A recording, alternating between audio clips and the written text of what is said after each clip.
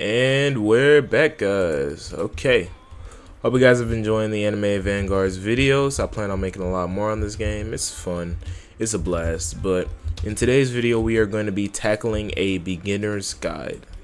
So what I recommend that you do when playing anime Vanguards is that you put in these list of codes. I'll have the list of codes on the screen right about now.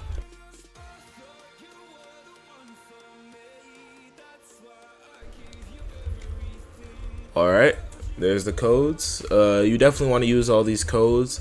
I'm pretty sure the thanks for 1 million likes code, yeah, I'm pretty sure it's that code. That one you have to be level 10. And you can easily get to level 10 by doing all of story on normal and then trying a few stages on nightmare. That should be more than enough to get you to level 10. So I recommend you do that. So, you know, after you put in the codes, the natural first thing you do is summon. So, ideally, if you have this banner up, the Sun Jin-woo, hae-in, and Sasuke banner, it doesn't have to be this specific banner, but you want to have somebody really good in the middle. Let me show you, like, what's the point. Okay, so you see Sun Jin-woo or Son Jin-woo is in the middle, and he has a 51.2% chance of being pulled. The characters on the side have a 20.5% chance each. So it's likely that you could get these guys, but it's way more likely that you can get the character in the middle. So you always want to have a good character in the middle when you're about to summon, because the difference between summoning Naruto and summoning Sun Jin-woo are pretty big and could mess the game up for you for a good while. So you definitely want to be able to get some good units to start off with. So the good units in question are Sun Jin-woo, which is in the banner right now. If you ever see him in the middle and you just want to summon, or you have enough gems, or you're at pity, I recommend it. He's a really good unit, but you could be saving up for the update, which is coming out Sunday, I believe. So yeah, that's one more thing. Hae-in is a really good unit too. She is 5 placement. She's really strong. She has a really good AoE, which makes her a really good unit for killing other things. So that's already extremely helpful. Obito is a really good DPS when you evolve him, but then again, that's only when you evolve him, so I don't recommend you going out of your way to get Obito.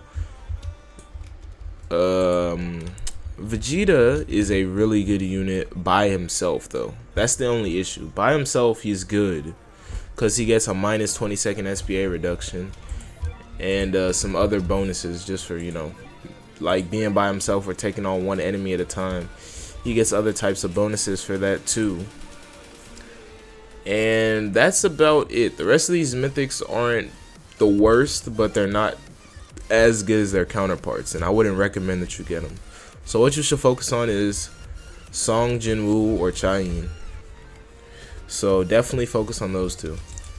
After you summoned and all that, I know you're not guaranteed a mythic, but some legendaries you might be looking out for is Kizaru. Kizaru is a ridiculously strong legendary with a really short SPA. His total damage isn't crazy, but how short his SPA is makes him really valuable. Goku Black, also a really good one. He sort of has this like raise attack kind of feature, and it really makes his character a lot stronger and a lot more viable. Gon is another good one. The more units you surround him with, the more damage he does, which is a really good passive to have, and he's also really strong. Speedwagon is another crucial one. He's the only farm unit in the game as of now, so you definitely want to get him. Crocodile is also a really good one. He's a slow unit, and I don't think he's the only slow unit, but he's one of the only slow units, and he's extremely valuable. Sasuke, actually, which might be surprising. The rare Sasuke is actually really good for breaking shields because his burn is infinite. I assume they'll nerf that or change it later on down the line, but for now, it's something good to have when doing stages that have shielded enemies. So keep that in mind. So to get extra gems, when you come over here, you'll see that units are being put into the collection. You get gems for claiming a unit in the collection. So you just click claim all, you'd get the amount of gems, the rewards. That's lovely. As you can see by this pillar right here, like plus group rewards. If you like the game and join the group, then you get 250 gems from that. So that's even more gems. You can talk to every NPC around the map to get some more gems on top of that, like Gilgamesh and all of them, stats, rerolls, enemy index, all of that good stuff, traits, all of that good stuff. So that's basically everything in the lobby out the way. You know what mythics are good and you know what you should go for. You know how to get the extra gems that are just hiding out here. So let's focus more on stuff you can do for story and things like that. So for story, you can clear all of story with just a legendary Keyser. Like, I've done it on my noob to pro account. If you guys haven't seen the video, I'll probably put the video thing up in the top right. I've done it with rare Keyser. You can probably do it, I mean, not rare, legendary Keyser. You can probably do it with legendary Gone. If you have a mythic, that'd be even nice. You can do it with Goku Black. There's not really anybody you can't do it with, because story isn't necessarily that difficult. So yeah, there's a lot of characters you can do it with, a lot of units that you can really capitalize with. Once you get that out the way, you can try it on Nightmare, but I don't really recommend doing it without a mythic. It's possible, but I don't recommend it. Of course, after doing story and stuff like that, you eventually get this thing called enemy index, where it not only tallies up how many times you've killed the enemy, but it also, as you can see, gives you gems for if you can add them to your index. Units are not guaranteed to be put in the index. I believe regular units have a 1% chance and bosses have a 3% chance to be put into the index, which is, you know, just a cool little thing to know. So yeah, enemy index is also another good way to get gems. We also have the infinite mode, which is a wonderful way to get gems and battle pass XP. You definitely want to complete the battle pass because the rewards are amazing. You get a lot of rerolls, a lot of gems, a decent amount of gold. Don't know what you'd be using gold for, but it's there. You get some chips, and then if you reach level 30, you get this battle pass unit, hae-in, the only buff unit in the game that buffs your attack and by 18% and your range by 10%, I believe. So, you know, that's another valuable character that you can't miss out on. Paragon is a very difficult thing to do in this game, but it does give you a very high reward for completing it. If you were to complete any Paragon, looking at the wrong thing, if you were to complete any Paragon achievement, for example, like this, if you were to get to 25 on Paragon on Nightmare, you get 100, you get like 2,000 gems and 18 rerolls, which is a lot, and Paragon alone already gives you a lot of gems.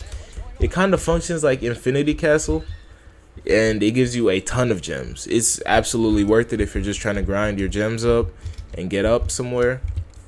So I definitely recommend it for those of you guys who are struggling.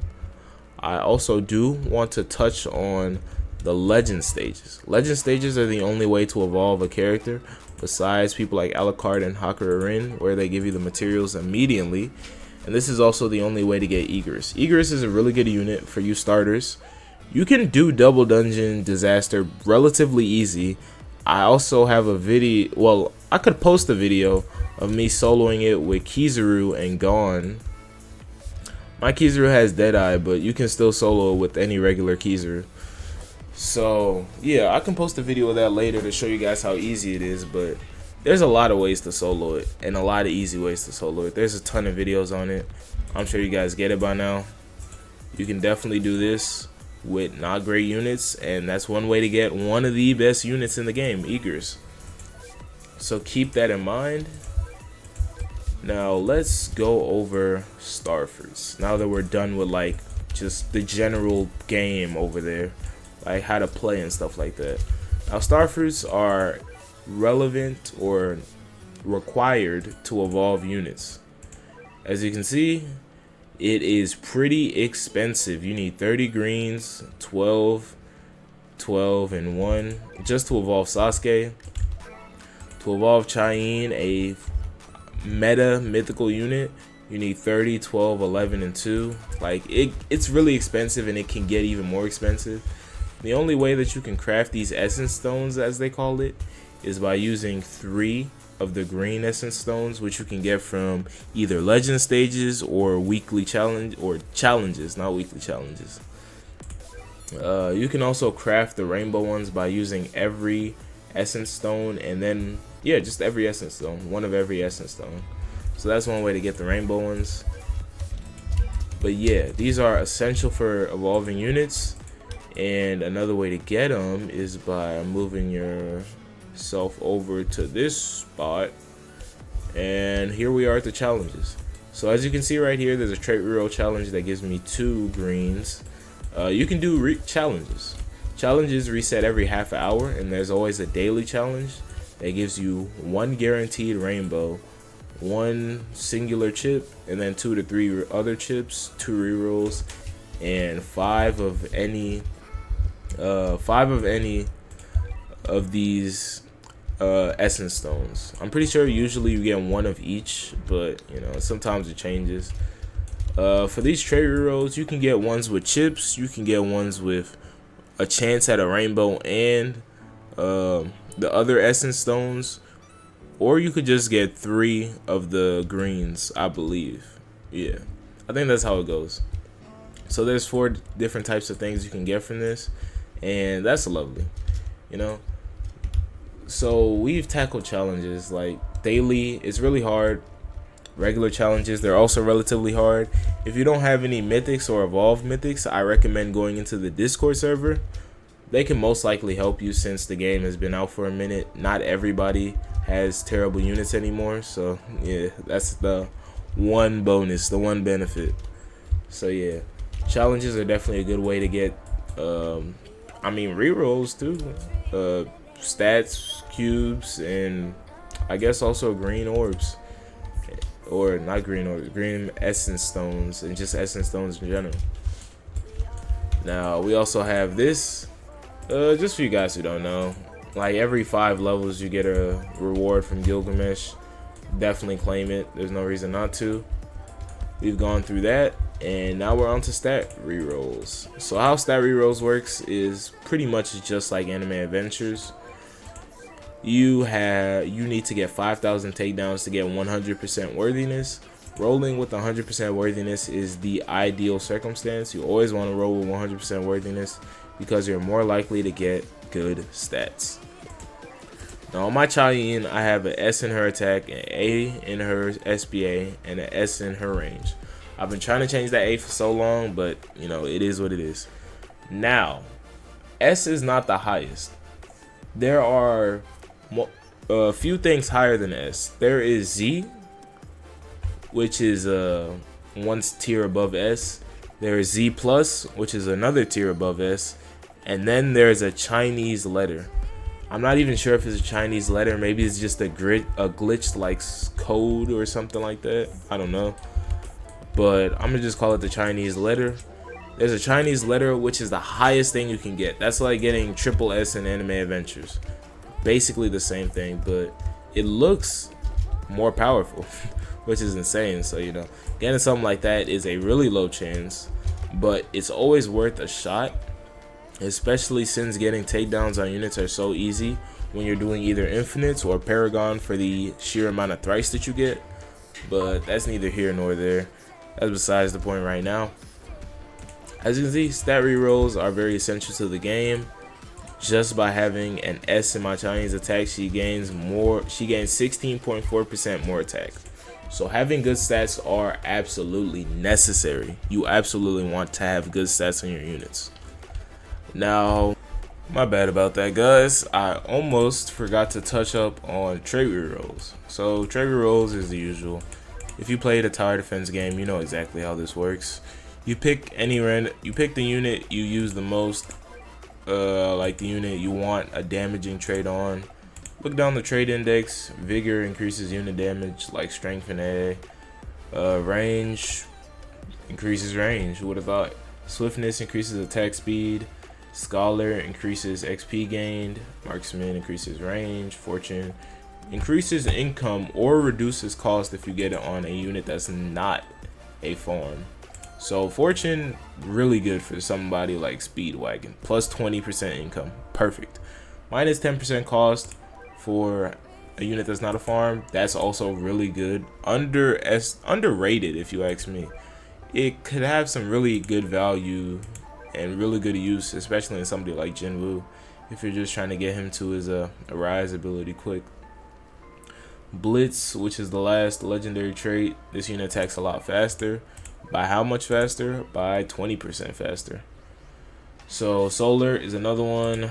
Got that on my Jinwoo. Plus 10% damage, minus 5 SPA, and plus 20 range. Really good trait. Deadeye, if I'm remembering correctly off the top of my head, it gives you plus 45 crit chance. Nah, plus 30 crit chance and plus 50 crit damage. Yeah, plus 50 crit damage.